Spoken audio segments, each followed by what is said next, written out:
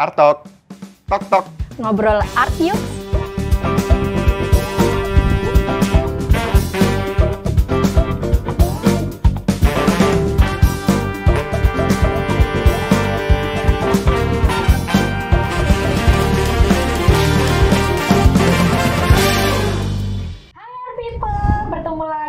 Kita di Artok bersama Kak Talita. Welcome Kak. Halo. Halo. Kak, boleh tanya nih? Iya nih. Ya boleh. Saya ada pertanyaan. Oh nggak boleh? Boleh dong. Boleh. Ya oke. Jangan kalau gitu dong. Apakah Anda setuju hunian harus dirancang sedemikian rupa sehingga memberikan kenyamanan bahkan juga sesuai dengan personality daripada penghuninya? Betul, setuju. Jadi hunian itu sebetulnya kan yang penting itu adalah penggunanya ya, yang tinggal di situ. Seringkali kita salah persepsi bahwa harus terlihat bagus supaya nanti kalau ada tamu atau siapa, wah bagus rumahnya. Enggak ya. Jadi hunian itu lebih ke personal yang punya rumah. Bahkan bisa dibilang itu sebenarnya gambaran diri. Kalau selfie kan kita bisa lihat itu gambaran diri kita yang terlihat dari luar. Sedangkan rumah itu lebih bisa merefleksikan gambaran diri kita yang di dalam, alias personal. Contohnya nih, rumah orang yang banyak karya seninya, mengkoleksi artwork atau patung-patung gitu. Itu menunjukkan wah ini yang punya rumah memang peduli akan seni atau menghargai, mengapresiasi seni. Sama halnya untuk rumah-rumah yang ada tamannya, banyak unsur hijaunya. Itu menunjukkan wah orang ini pemilik rumahnya itu suka dengan alam. Bahkan kita mungkin bisa nebak wah hobinya ini kayaknya suka hiking atau ke pantai seperti itu. Jadi sebetulnya rumah itu memang harus mencerminkan pemiliknya. Seperti itu. Oke, menarik jawabannya. Pernah nggak Kak Talita ini mendapatkan request dari kliennya, tolong dong desainin hunian saya ini senyaman mungkin sehingga saya tidak mau keluar rumah atau keluar dari huniannya. Pernah nggak sih permintaan yang nyeleneh seperti itu? Itu mulai banyak sejak pandemi sebetulnya. Tuh kan, annoyed, ya kan? Ya, karena betul. pandemi gini kan banyak orang takut keluar rumah Betul. atau ya Iya. nggak mau keluar rumah. Betul. Ya. Jadi kalau Ada ya jadi ya. Banyak sekarang ya. Kak, jadi kalau di masa-masa pandemi kayak sekarang kayak gini nih ya Kak, permintaan untuk ngedesain ruangan kayak gitu ya, itu makin banyak atau malah makin gak ada Kak? Kalau kita bahas secara keseluruhan ya, desain interior, proyek desain interior ya. Iya. Memang sejak awal pandemi itu mulai menurun karena yang namanya pandemi kan kita tidak tahu pasti, penuh dengan ketidakpastian Iya, ya. betul. Kedepannya mau kayak gimana, terus nanti kehidupan kita berubah atau enggak sehari-hari seperti itu. Terutama di proyek-proyek yang komersil, karena kan pasar ke depan kita nggak bisa nebak ya dengan sikon yang kayak gini.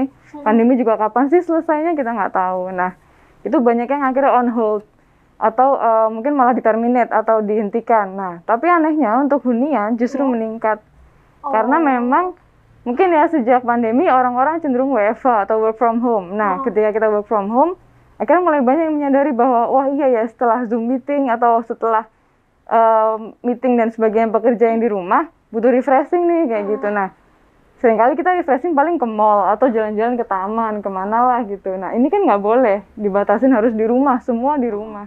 Sehingga banyak orang mulai berpikir, iya ya, rumahku aku bisa berbuat apa di rumah. Akhirnya mulai banyak yang pelan-pelan melayout ruangan mungkin di otak-atik ya, dipindah-pindah kayak supaya nyaman. Ada juga yang nambah furniture kayak wah ini untuk mengakomodir kebutuhannya dia beli furniture. Ada juga yang sampai renovasi full supaya rumah itu benar-benar bisa dipakai untuk hidup ya. Segalanya gitu ya. Betul, Mbak. Jadi bisa tetap have fun di rumah tanpa jenuh lah kayak gitu. Oke. Berarti nih kayak ada konsep Soho gitu loh Kak. Iya. Small office, home office kayak gitu. Ya, Apa betul. Sampai ke situ ya Kak ya? Betul, ke arah sana memang. Dan itu tadi, kita kan nggak tahu pandemi sampai kapan ya. Dan ini kan bisa jadi jangka panjang. Mungkin kedepannya perusahaan lebih nyaman yang bisa WFH, akhirnya WFH. Iya. Kayak contohnya perusahaan IT itu banyak yang mulai akhirnya lebih cocok dengan sistem kerja yang WFH ya. Itu kan berarti jangka panjang. Jadi sebenarnya renovasi rumah untuk WFH ini tidak rugi sih menurut saya. Ini juga bagus ya. Waktunya mitos atau fakta? Kak Talita, mitos atau fakta nih Kak? Banyak sekali yang bilang jadi desainer itu gampang Kak, tinggal gambar-gambar doang. Jelas mitos ya itu ya. Oh, mitos Kak. Gimana tuh kok bisa mitos Kak? memang kelihatannya gambar ya udah jadi, wah gambar aja gampang kok. Tapi di balik gambar itu ya, itu ada namanya survei lapangan, pengukuran, pertimbangan iklim dan sebagainya yang harus dipertimbangkan. Belum lagi material, mencocokkan, banyak dah pokoknya. Yang jelas bukan cuma gambar ya.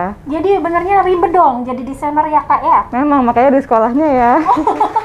Oke, setuju banget Kak. Jadi nanti menurut pandangan pribadi Kak Talita nih, nanti setelah pandemi berakhir, anggaplah clear ya, udah nggak ada kasus sama Amin. sekali gitu ya Amin Kak. ya, berdoa Nanti bersama-sama. masih bisa jalan nggak sih konsep Soho ini Kak? Masih, karena Masih bisa ya Kak? kita jadi punya opsi ya kan. Kalau kita males ke kerja yang capek di luar atau kita punya keterbatasan emang ada penyakit atau apa ya, tapi jangan sampai itu kan kita jadi punya opsi untuk kerja di rumah yang sebelumnya nggak ada, terpaksa harus keluar. Seperti halnya juga hiburan yang biasanya harus keluar ke mall, kita bisa di rumah aja nonton film, home theater dan sebagainya gitu. Iya, membawa yang keluar jadi di rumah biar nggak usah perlu keluar lagi gitu ya Kak ya. Betul. Oke, I see. Menarik nih Pak perbincangan kita kali ini Pak. Menarik. Tapi saya mau bertanya lagi nih. Oh ya boleh Nah, Pak. boleh. Jadi dengan adanya konsep suhu atau WFH ini ya kan, tapi konsep seperti ini kan tetap ada nggak enaknya ya, satu ya. Artinya kita mungkin lebih enggan untuk menerima tamu. Karena contohnya kalau misalnya kita udah mendesain Soho nih ya, dimana kita tinggal di sana, kita juga bekerja di sana, kan tentunya yang namanya tempat tinggal itu kan ada yang bersifat privacy ya. Jadi Betul. ada yang terkait hobi kita, habit kita, higienitas kita, ya kan. Betul, ya. Jadi kan kita juga nggak nyaman kalau tamu gitu mendadak itu entah tamu itu dari mana, kita kan nggak kenal kan ya. Ya. Kan kita nggak sembarangan menerima, oh ya silakan mampir aja, ya kan saya di rumah atau saya di Soho saya gitu kan. Itu kelihatannya nggak bisa ya. Jadi memang meminimalisirkan interaksi itu ya. Gini Pak, menurut saya nih ya, kalau bahasa kerennya tuh sekarang mulai masyarakat tuh mulai shifting, asik, gitu. Shifting. Ya, itu dimana kita secara habit itu sudah mengurangi yang namanya interaksi secara langsung. Buktinya sekarang aja apa-apa lewat Zoom. Yes. Kalau kangen lebaran aja kita lewat Zoom, gimana gitu. Bukannya yang ke rumah ya Pak ya. Ya, silaturahminya online ya. Ya, itu kan sudah menunjukkan bahwa kita mulai berubah mengikuti situasi. Nah, meskipun memang sebaiknya di rumah tetap ada area khusus untuk privacy, ada juga area umum seperti ruang tamu. Jadi misalkan in case ada memang harus nerima tamu, ya bisa di situ. Memang cuman porsinya tidak sebesar dulu kita membiarkan tamu ke ruang makan dan sebagainya. Mungkin sekarang hanya cukup di ruang tamu seperti itu. Tetap harus ada pembatasnya ya. Tetap, Tetap betul. ya. Jadi nggak bisa kita satu ruangan gitu ya udah untuk tinggal sama kerja, nggak mungkin ya. Tetap nanti harus ada sekatnya atau desainnya itu memastikan bahwa tetap ada ruang privasinya itu nggak boleh dilanggar sama orang gitu kan, nggak sampai Betul. orang boleh tahu kan. Betul. Malah Tetap sekarang ya. lagi tren juga itu ruang tamu di teras, jadi semacam outdoor gitu. Karena memang asik memang. This is something Terima new. tamu Saya di nggak pernah tahu taman. nih. Itu mulai sekarang mulai menarik karena ya itu tadi kan memang ketika bertemu tamu harus udara terbuka karena pandemi. Oke. Jadi orang cenderung di taman. Sekarang tuh mulai tren lagi juga. Seperti itu. Hemat space loh Pak. Ruang tamu pindah ke teras Pak. Iya. Iya, boleh. Kita belajar banyak nih dari Kak Talita ini. Iya. Oke.